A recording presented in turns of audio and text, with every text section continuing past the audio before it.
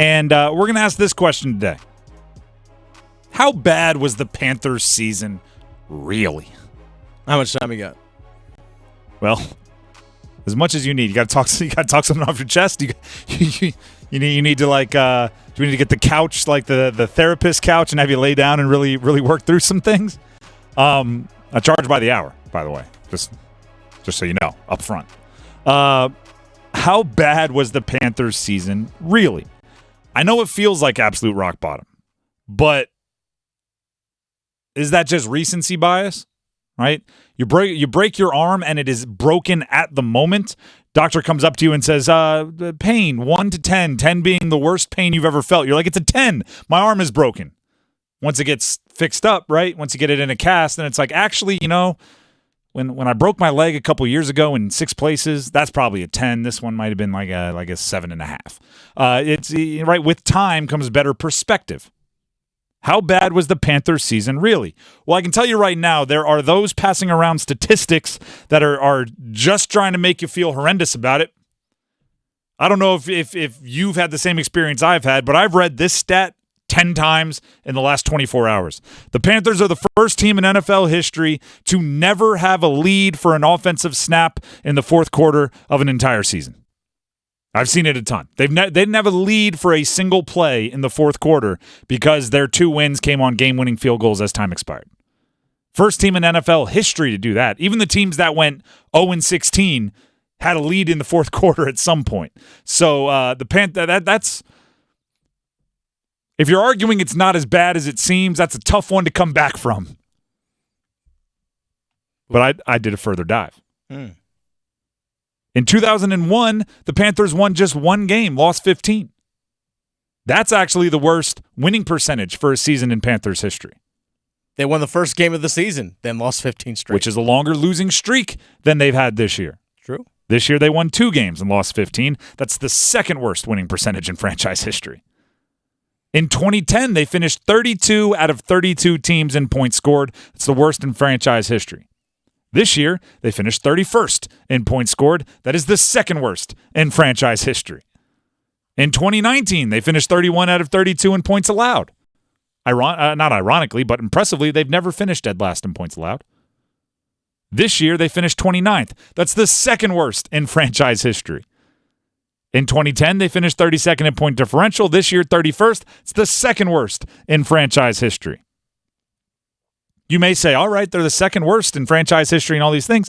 It can't be rock bottom. There has to be a worst in franchise history. The problem with that is, and I looked up a ton of stats. I'm not going to read them all to you because then it just becomes reading stats with Tim Donnelly here on 99.9 The Fan, and that doesn't sound too fun. I could read an encyclopedia for you if you wanted to, but that's probably just a sleep inducer. They're second worst in franchise history in almost every stat. And it's almost impressive to be exactly second and not worst. Like they are just second in every one. But the deal is the worst teams in franchise history, worst years in franchise history that are first in all those stats are different. There's 2001, there's 2010, there's 2019, there's a team from the 90s. There's all these different teams that are first, and the 2023 Panthers are always second. Yeah. It's like for MVP voting, if 15 different people get first place votes and you get every single second place vote, you're winning MVP, right? On points. You're winning it on the cards.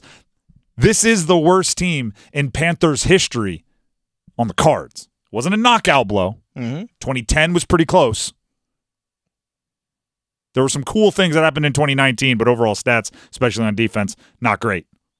2001 holds a candle. I mean, that's up there.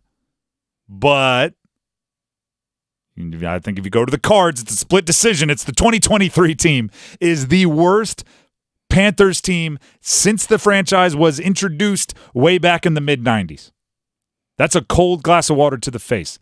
And it gets worse. Because I would argue the second worst team in franchise history was 2010. But guess what was the light at the end of the tunnel in 2010?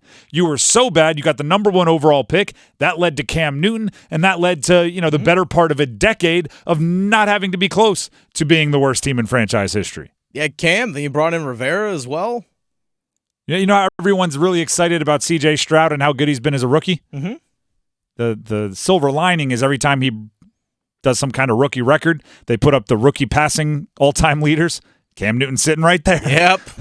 There's Cam. There he is. I mean, as soon as he showed up, that team completely changed. Mm-hmm. That's what a number one pick is supposed to do.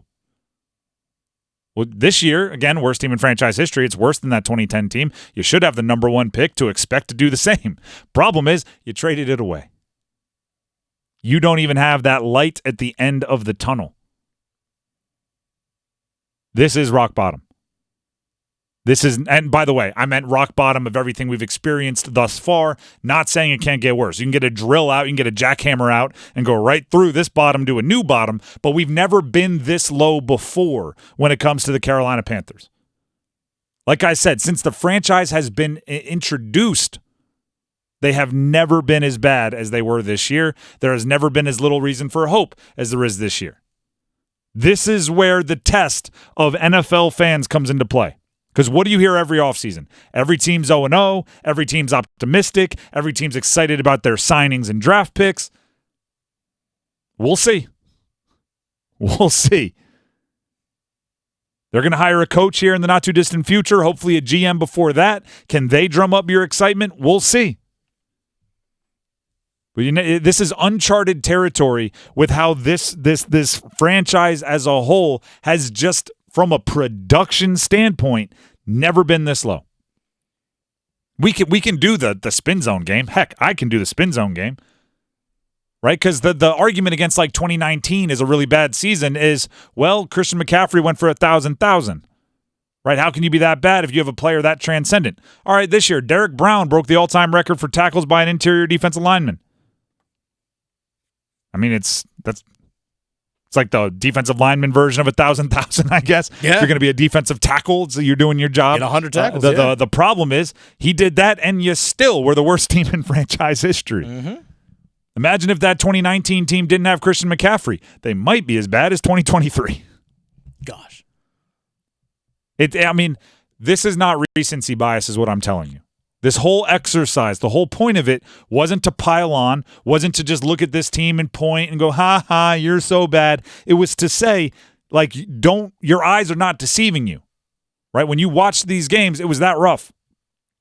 When you watch these games, it was that bad, right? The temptation is always to go, it's not as bad as it seems, it's not as good as it seems. Well, it might be as bad as it seems. And when you go back and you do like an audit, an autopsy at the end of the season, and you look through all of the facts and figures and you look through all the results, and it is a results-based business, it holds up. It holds up. This was not, a pitcher giving up, 8 runs in 2 innings, and it's like, yeah, but they were all seeing eye singles. No one really got good bat on the ball. It was just bad luck. This was not that. It was line drives off the wall. Yeah. It was dingers. It was all shots to the gap. Yeah, it was just they timed you up. You were tipping your pitch. Something there was something wrong. And when you go back and watch the film, it's like, yeah, you know what? I actually was a bad pitcher that day. Yeah. Here's a pitch, 85 miles per hour, flat, no movement, right down the middle. Who's to blame? We can have that debate, and we will most of the offseason. But there's a lot of blame to go around.